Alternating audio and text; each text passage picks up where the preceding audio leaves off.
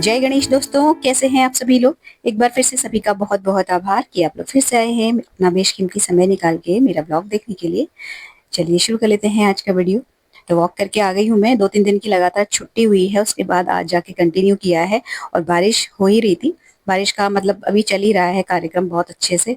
मतलब जब हम लोग निकले थे तब भी लग रहा था कि अब बरसा या तब बरसा, और जब हम घर वापस मैं जब लौट के आई हूँ तब तक भी बरसा नहीं था। लेकिन जब घर पहुंच गई और उसके बाद जो बारिश का मतलब शुरुआत हुई, बहुत जोरदार बारिश। और बस उसके बाद मतलब ये रहा कि बस हम बच गए, मतलब भीगे नहीं। और अगर 10 मिनट भी और लेट होते ना तो शायद मैं अच्छे से भीग जाती, तर हो जाती, मतलब इतनी जबरदस्त बौछार आई थी। अच्छा, वही अपना उसके बाद नहा लिया है। और नहाने के बाद मैं आपको बाहर दिखाने के लिए लेके आई हूँ कि इस तरीके का देखिए मंजर हो रहा है बाहर। पत्ते वत्ते धुल जाते हैं, फूल वगैरह धुल जाते हैं बारिश के पानी में। इवन जो हमारी कार है वो भी धुल गई है। और मतलब सब कुछ साफ सुथरा सा और बिल्कुल क्लियर दिखता है, तो मतलब बहुत बढ़िया लगता है। मूड अच्छा हो जाता है। लेकिन बारिश इस बार जो जबरदस्त हुई और इतना नुकसान हुआ है, बस वो चीज थोड़ा सा दुखदाई है। खैर, इसके बाद जो है मैं आपको बताऊं तो अभी जो है कपड़े अच्छे खासे मैंने धोए हैं। बारिश के चक्कर में मैं धो नहीं पा रही थी। और हम लोगों के मतलब घर मतलब इधर साइड क्या चलन है कि जो जैसे कनागत आ रहे हैं 7 तारीख से जो श्राद्ध होते हैं, तो उसमें ना हमारे मतलब मुझे औरों का नहीं पता, लेकिन मेरे घर में इस तरीके का ट्रेडिशन बनाया गया है कि कपड़े जो हैं वो नहीं धुलते हैं साबुन से तब तक जब तक कि हमारे जो ससुर जी हैं उनका श्राद्ध ना हो जाए। तो अष्टमी को उनका श्राद्ध पड़ता है, तब तक साबुन से कपड़े हम लोग नहीं धो सकते हैं। लेकिन इसमें एक छोटा-सा जो फ्लेक्सिबल मोड़ दिया गया है, वो ये है कि आप धो सकते हो, लेकिन दोपहर के बाद यानी कि 1 या डेढ़ 2 बजे के बाद आप साबुन से धो सकते हैं। अगर आप उससे पहले धोएँगे, तो आपको बिना साबुन के धोना पड़ेगा।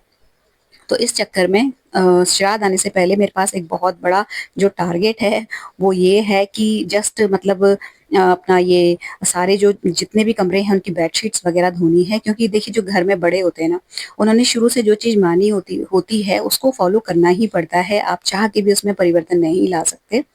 हाँ, अगर घर में नहीं रह रहे हों या आप दूर रह रहे हो तो आप कर सकते हो अपने मन के हिसाब की, लेकिन अभी तो फ़िलहाल नहीं हो सकता। तो मुझे वो जो कपड़े-वपड़े धोने हैं ना, वो मुझे अभी से सोच-विचार करके चलना था। अब इन सब बातों में कितना लॉजिक है, क्या लॉजिक नहीं है, इन सब में मैं नहीं पड़ना चाहती। बस ये है कि जो जैसा चल रहा है वैसा हम कर रहे हैं। और इसी सिलसिले में ये जो बाहर की लॉबी के जितने भी कवर्स बिछे हुए थे वो मैंने आज चेंज करके धो दिए हैं। शूज़ थोड़े-थोड़े भीग गए थे मेरे भी और मेरे हस्बैंड के भी, तो वो भी यहाँ पे पंखे के नीचे ड्राई होने के लिए रखे हुए हैं। और बाकी जो है मतलब आज बाहर कपड़े फैलाने जैसा था नहीं, तो सब कुछ लॉन्ड्री हैंगर में सब कुछ जो थे कपड़े सब फैला दिए थे मैंने। और अभी नाश्ता वगैरह का काम डन हो चुका है। नाश्ते में ये जो सब्जी थी ये बनी थी अपना टिंडे की सब्जी, और ये जो है चढ़ी हुई है दाल। तो पराठे-वराठे सिक चुके हैं, मतलब नाश्ता डन हो गया है और लंच का भी जो है प्रेप पूरा अच्छे से हो चुकी है। तो बहुत से लोगों का कमेंट आता है गैस का ये चूल्हा देख के कि ये जो ब्लैक कलर का ऊपर से ग्लास लगा हुआ है, क्या ये चटकता नहीं है आग से? तो बिल्कुल नहीं चटकता है। मतलब मुझे इस गैस को यूज़ करते हुए 5 साल हो गए हैं, ऐसा कुछ भी नहीं है। इवन इसमें इतना मतलब देर तक हीट रहती है और आप गरम बर्तन रखते हो। टफन ग्लास एक्चुअली ये, और ये इसीलिए बना हुआ रहता है। इसमें कोई मतलब कुछ भी आपको फ़र्क नहीं पड़ेगा।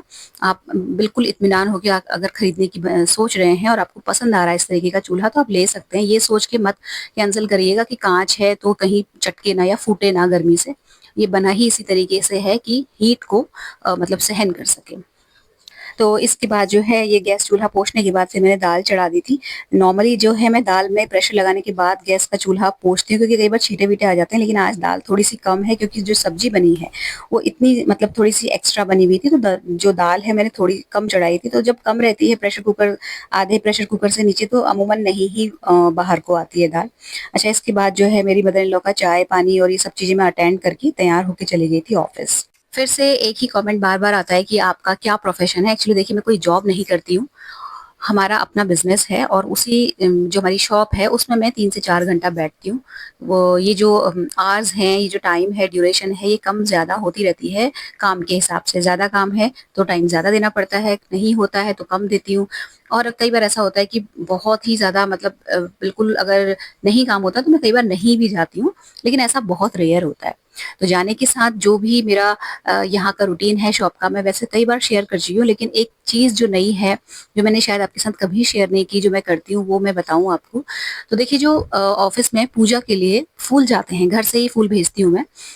जब अपने मंदिर में पूजा होती है तो थोड़े से फूल निकाल के चाबी के साथ वो फूल भेज दिए जाते हैं।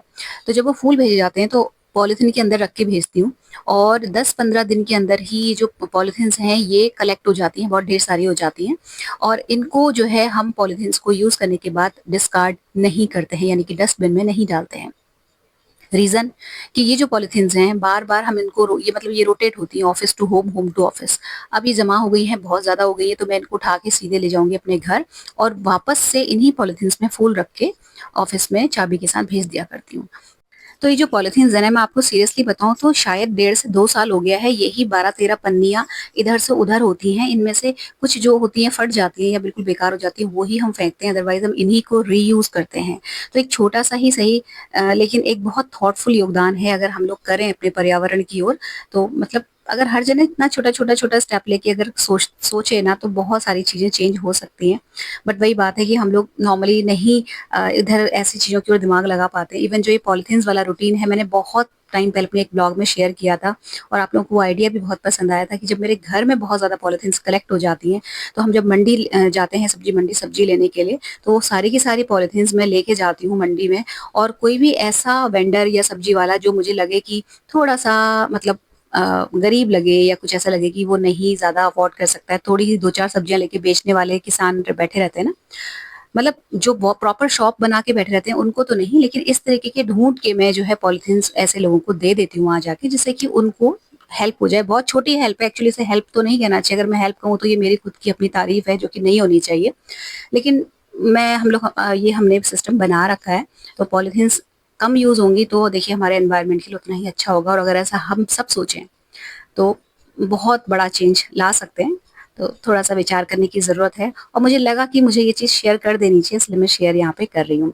अब ये पॉलीथीन्स आ गई हैं, अब मतलब मैं घर आ गई हूँ, अपनी डिक्की में डाल के पॉलीथीन्स को लेके आ गई थी, और मंदिर में रख दी हैं। एक धूप का डिब्बा भी मैं ऑफ़िस से लेके आई हूँ, क्योंकि मेरे घर की जो पूजा घर है वहाँ धूप खत्म हो रही थी, तो मैं ऑफ़िस से एक डिब्बा उठा के ले आई थी। अभी फ़िलहाल मेरा ग्रोसरी का सामान आने में टाइम है, तो मैं एक चीज़ के लिए तो जाने से रही, इसलिए एक डिब्बा वहाँ से लेके मैंने घर पे रख दिया। घर आके वही अपने कपड़े-वपड़े सब तहा के रखना, लंच का काम सेटल करना, टिफ़िन भेजना, देन रेस्ट, और उसके बाद शाम के डिनर की प्रेप। तो ये जो क्लिप्स आप देख रहे हो ना, ये मेरे डांस का जो मैं मतलब आधा घंटा, पौना घंटा डांस करती हूँ ना, उसके बाद की क्लिप्स होती हैं। नॉर्मली मैं सब्ज़ी-वब्ज़ी कट करके, थोड़ा बहुत प्रिपरेशन करके, उसके बाद करती हूँ अपना जो भी मुझे डांस वगैरह, ज़ुम्बा वगैरह करना होता है।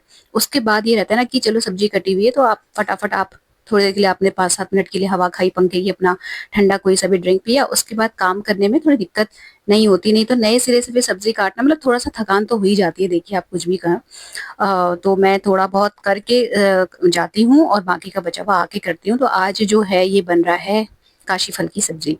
तो जो काशी फल जब मैं कट कर रही थी, तो उस वक़्त मुझे रियलाइज़ हो गया था कि ये मतलब गलने वाला नहीं है, बहुत जल्दी नहीं कुक होगा, तो फिर मैंने उसको हल्का-सा पानी डाल के प्रेशर कुकर में एक प्रेशर लगा दिया, और उसके बाद फिर अपना वही जो है मसाला बना के मैं इसको डायरेक्टली उबले हुए जो काशी फल है उसको फ्राई मतलब छौंक दूँगी, सब्ज़ी बना दूँगी।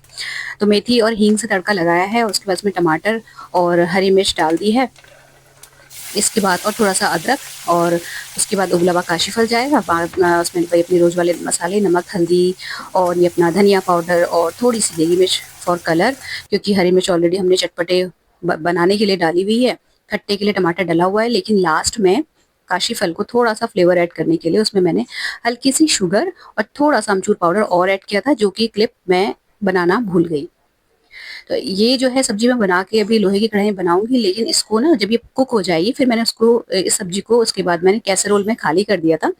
क्योंकि आजकल जो बरसात का मौसम है, ऐसे में ये जो लोहे की कढ़ाई होती है, ये थोड़ा-सा जैसे नॉर्मली जो सब्ज़ी को थोड़ा बहुत कालापन आ जाता है ना, तो वो थोड़ा नहीं आता, आजकल थोड़ी-सी ज़्यादा ये काला कर देती है सब्ज़ी को। ये बरसात के मौसम में ये दिक्कत होती है, और हल्का-सा फ्लेवर भी चेंज हो जाता है। तो फिर मैं नहीं रिस्क लेती, खाली कर देती हूँ। मतलब इसमें बना दिया, जिससे कि फ्लेवर बढ़िया-सा लोहे की कढ़ाई वाला आ जाए, लेकिन ज़्यादा ना हो जाए, ओवर पावर ना कर जाए सब्ज़ी के फ्लेवर को, इसके लिए फिर मैंने इसको बनाने के बाद खाली कर दिया था। आटा लगा लिया, डिनर की जब प्रिपरेशन अच्छे से हो गई, उसके बाद फिर मैं करूँगी थोड़ी-सी किचन की क्लीनिंग। तो ये दिवाली वाली क्लीनिंग नहीं है, वो बाद में होगी। हो सकता है व्हाइट वॉश हो घर में या हो सकता है ना हो।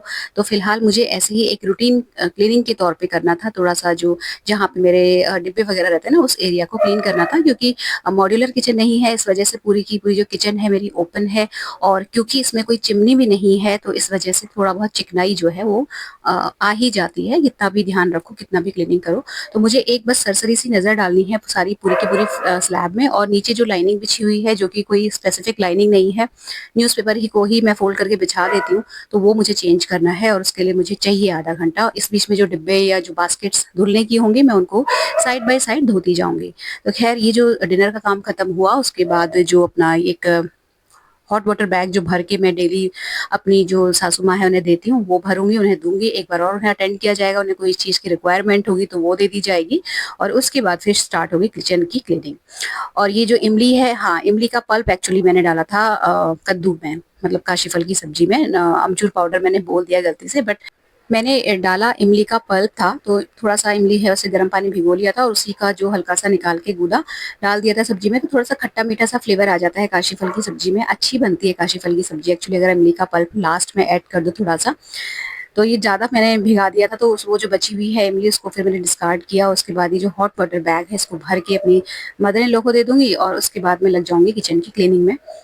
तो बस उसके बाद जो है ये, अब फिर आप पूछेंगे कि ये जो सीढ़ी है आपने कहाँ से ली? जो कि मैं कई बार बता चुकी हूँ, ये ऑनलाइन भी मिलती है बहुत ईज़िली, और जहाँ पे आपका एल्यूमीनियम का हार्डवेयर का शॉप होगा आपकी मार्केट में, लोकल मार्केट में, जिस भी शहर में आप रहते हैं, वहाँ भी ये बहुत ईज़िली मिल जाती है। बहुत ज़्यादा लाइट वेट है, और ईज़िली आप कितनी भी हाइट वाली लेके उसको, मतलब आप ऊपर चढ़ के अपने जाले साफ़ करना, पंखे साफ़ करना, जो हाइट वाले काम होते हैं, बहुत आसानी से कर सकते हैं, और मेरे तो ये बहुत काम आती है। जब भी मैं डीप क्लीनिंग करती हूँ किसी भी रूम की, तो ये सीढ़ी जो है ईज़ी टू कैरी है, ईज़ी टू क्लाइंब है, और ऊपर एक हैंडल सा बना हुआ है, तो ऐसा भी नहीं है कि कुछ पकड़ने के लिए या कुछ होल्ड करने के लिए नहीं है, तो इसको पकड़ लो। वैसे तो मुझे आदत हो गई है, तो मैं ऐसे बहुत ज़्यादा मुझे होल्ड करने की ज़रूरत नहीं पड़ती है, मैं बस खड़े होके काम कर लेती हूँ। लेकिन अगर आप डरते हैं थोड़ा बहुत हाइट में चढ़ने से, तो ये इसमें हैंडल भी दिया हुआ है, तो आप चढ़ के एक सहारा सा भी ले सकते हो। ऑनलाइन भी मैं देख रही थी, तो सारी जो फ्लिपकार्ट, अमेज़न सब पे अवेलेबल है, और क्योंकि एल्यूमीनियम की है तो लाइट वेट है, इधर से उधर उठाने के लिए आपको किसी की हेल्प की ज़रूरत नहीं पड़ती है।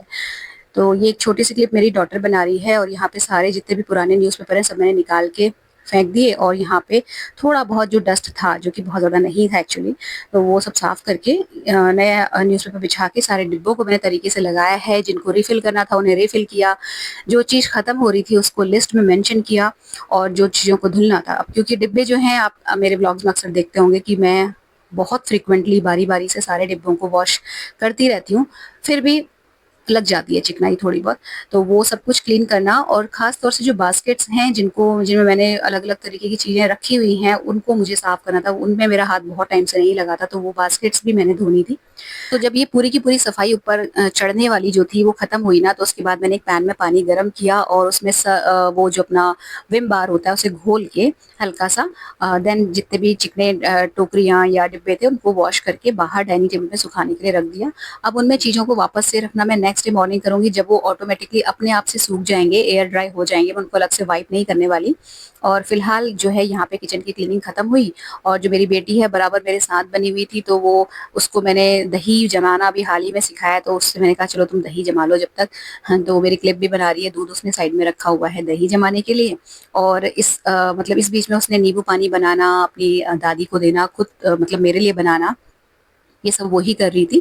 पूजा जो होती है शाम की संध्या आरती, वो भी उसी ने की, और अपने लिए फिर वो बना रही थी इलेक्ट्रॉल, तो इलेक्ट्रॉल उसको बहुत पसंद है, जो बिल्कुल बेसिक फ्लेवर वाला इलेक्ट्रॉल आता है ना, हाँ, वो उसने अपने लिए बनाया, तो वो डेली बनाती है अपने लिए। एक्चुअली ये इसके जो पापा हैं वो मतलब ले जाते हैं स्टेडियम जब खेलने जाते हैं अपने थर्मस में भर के, तो ये रेगुलर हमारे घर पे रहता ही रहता है, तो वो शाम को एक बार जो है बना के पी लेती है, उसे अच्छा लगता है। ड्राई फ्रूट भी उसने निकाल के रख दिए थे, तो मैं उसे इंस्ट्रक्शन देती जा रही थी, वो जो है उस ऐसे-ऐसे काम करती जा रही थी। और ये सारे काम निपटाते-निपटाते मतलब 10 बज गया था, शायद सवा 10 या 10 के अराउंड इस वक़्त टाइम हो रहा था।